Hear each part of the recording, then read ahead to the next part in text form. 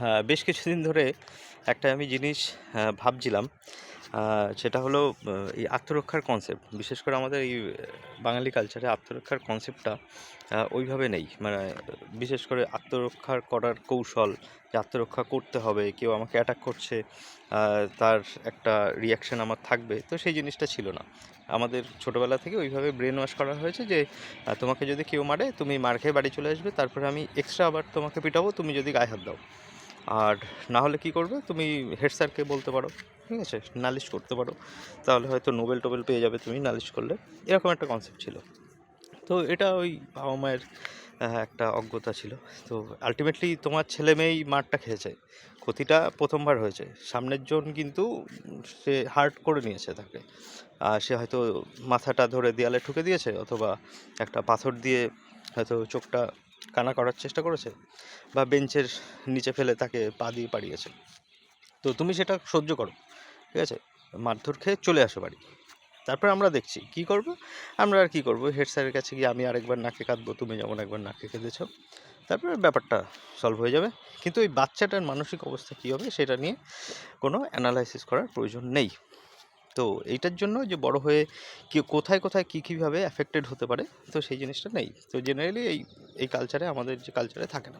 তার এই যে প্রকৃষ্ট একটা উদাহরণ দেখবেন আপনার আশেপাশে, হয়তো দুটো একটা খুব হয়তো 3, 4, 5, 6, 7 কিলোমিটারের মধ্যে দুটো একটা খুচরো জিম একটা আছে, কিন্তু সেলফ ডিফেন্স করার জন্য কোনো ট্রেনিং সেন্টার এরকম কিছু নেই, যেখানে সিরিয়াসলি মার্শাল আর্ট শেখানো হচ্ছে, বা বক্সিং শেখানো হচ্ছে, বা MMA শেখানো হচ্ছে, বা মুয়াই থাই শেখানো হচ্ছে। কোনো কিছুই নেই। তো আর বিশেষ করে বাবা মায়ের এরকম কনসেপ্টও কম আছে যে সেলফ ডিফেন্সের যে কী কী টেকনিক হতে পারে বা কী। তো সেগুলো বাদ দিলাম।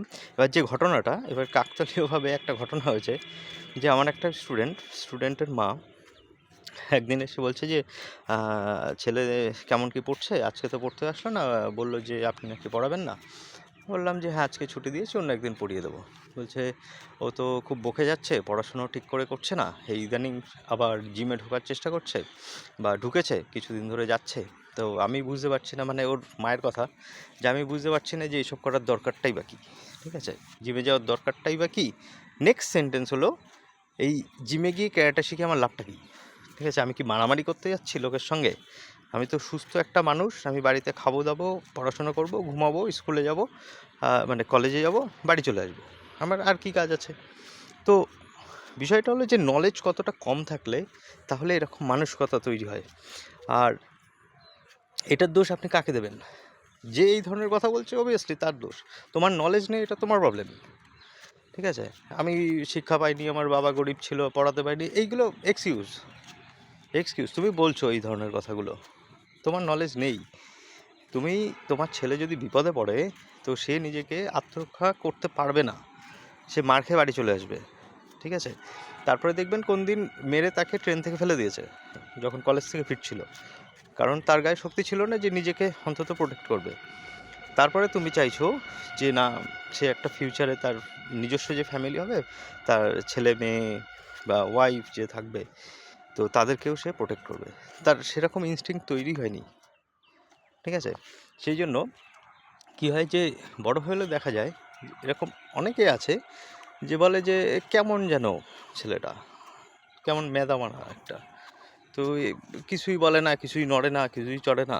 কি করে একটা, ওই অফিসে বস সারাদিন ধরে তাকে গালি দিচ্ছে, ও শোনে, আবার পরের দিন অফিস চলে যায়, ঠিক আছে। আবার কিছু কিছু ছেলে এমনও আছে, ওই গার্লফ্রেন্ড তাকে কুকুর বানিয়ে রেখেছে, যা বলে তাই শুনে, সেলফ রেসপেক্ট বলে কিছু নেই, ওকে। কেমন যেন সব কিছুতেই হ্যাঁ, না বললে না, যেখানে উঠতে বললে ওঠে, বসতে বললে বসে। এই ধরনের যে মেন্টালিটি, এই যে বাংলা যে ওয়ার্ড আছে যে মেদামারা একটা, ঠিক আছে, তো এই কনসেপ্টটা এখন রয়ে গেছে আমাদের এই কালচারের মধ্যে।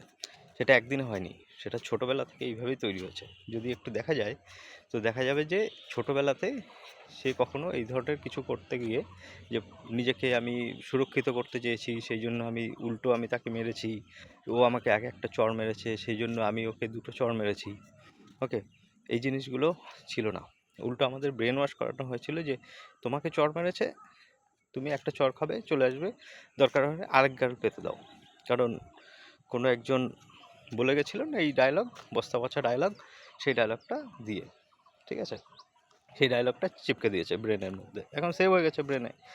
এখন সেই লোকও, সেই যার ডায়লগটা চিপকিয়েছে, যাকে আদর্শ মনে করে, সে ওই ডায়লগ তো দেবেই। কারণ তার শরীরের স্ট্রাকচার দেখেই বোঝা যায় সে কি করবে। একটা চর মারলে সে আরেকটা চর খাওয়ার জন্য হয়তো জায়গাও নেই তার, সেই জন্য সে এই টাইপের ডায়লগ দেয়, তাই না?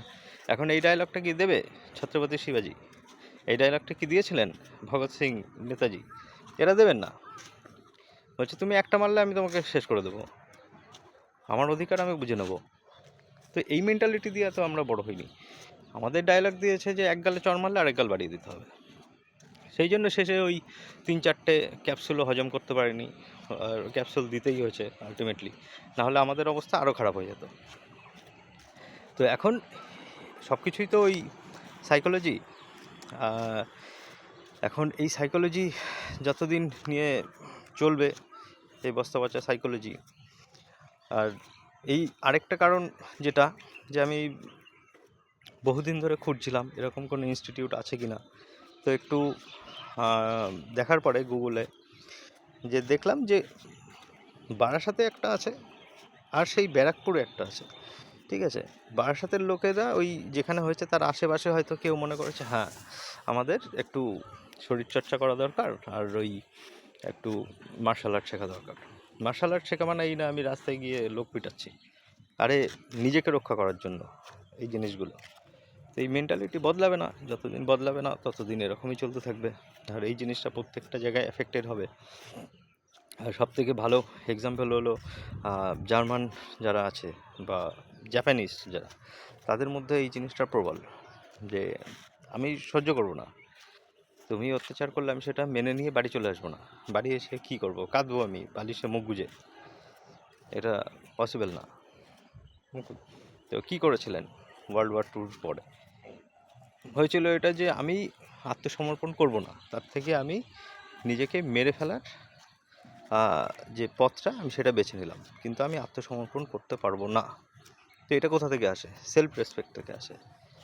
ওই লোকগুলো মাথা মোটা ছিল নাকি যে হ্যাঁ তুমি, এটা বাঙালিদের মধ্যে একটা থাকে, ঠিক আছে, ওই শিরদাঁড়ায় যখন জল ঢুকে যায়, শিরদাঁড়া যখন সোজা হয় না, তখন এই টাইপের মেন্টালিটিগুলো আসে যে থাক মেরেছে 2 দিন পরে এমনি ভুলে যাব, ঠিক আছে, কাউকে বলবো না, লুকিয়ে যাব। তো এটা হলো বাঙালিদের মধ্যে ছিল, ঠিক আছে, একটা সময়। তার এর বাইরে যারা ছিলেন একটু অন্যরকম ভাবতেন, তারা সাপোর্ট পাননি কখনো, সেইভাবে পাবলিক কখনো সাপোর্ট করেনি। সেই জন্যই না কিছু কিছু লোকের সাহস হয় যে বইতে, ইতিহাস বইতে লিখে দেয় যে ক্ষুদিরাম বসু টেরোরিস্ট ছিলেন, তো তার জন্য কেউ প্রতিবাদও করেনি। ওকে, তো এই মেন্টালিটি আবারও বলছি যে যে সবার মধ্যে আছে এমন না, ব্যতিক্রম তো থাকে, কিন্তু ব্যতিক্রম তো জেনারেলের মধ্যে ধরা হয় না, না। তো এটা ছেলে মেয়ে নির্বিশেষে সবার মধ্যেই আছে, যে ছোটোবেলায় কিছু কিছু এরকম ছেলে মেয়ে থাকে স্কুলে গিয়ে মারামারি করে, অ্যাগ্রেসিভ থাকে, তো তাদেরকে যে পাল্টা জবাব দিতে হয়, তো সেরকম লোক খুব কম থাকে। তো সেই জন্য কন্টিনিউয়াসলি অত্যাচারিত হতে থাকে।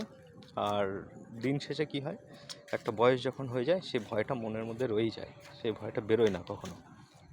ওকে, তো এটাই শেয়ার করার ছিল। তো দেখুন আপনাদের কি মতামত।